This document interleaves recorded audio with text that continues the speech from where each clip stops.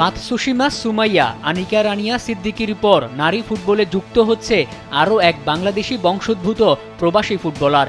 British Bangladeshi Shayla Madina আহমেদকে বয়সভিত্তিক দলের জন্য বিবেচনা করছে বাফুফে। ১৬ বছর বয়সী শায়লা বর্তমানে ইংল্যান্ডে নিয়মিত ফুটবল খেলছেন।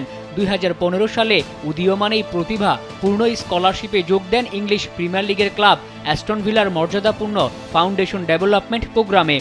অ্যাস্টন ভিলায় যোগ দেওয়ার আগে শায়লা নিজের প্রতিভার স্বাক্ষর রাখেন Northampton town FC girls elite একাডেমিতে।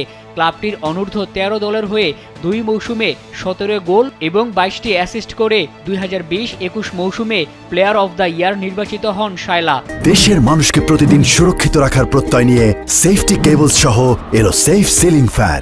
বাফুফে সহ সভাপতি ফাহাদ করিম শায়লার অন্তর্ভুক্তির বিষয়টি নিশ্চিত করেছেন। তিনি বলেন, শায়লাকে এখনই সিনিয়র দলে না খেলিয়ে বয়সভিত্তিক দলে সুযোগ দেওয়ার পরিকল্পনা করা হচ্ছে। সামনে আমাদের সাফ অনূর্ধ্ব ১৭ এবং অনূর্ধ্ব ১৯ বা ২০ টুর্নামেন্ট আছে। সময়সূচি অনুযায়ী শায়লাকে প্রস্তাব দেওয়া হবে। আমরা নিয়মিত তার বাবার সঙ্গে যোগাযোগ রাখছি। সবকিছু ঠিক থাকলে এবছরই তাকে দলের সঙ্গে দেখা যেতে পারে।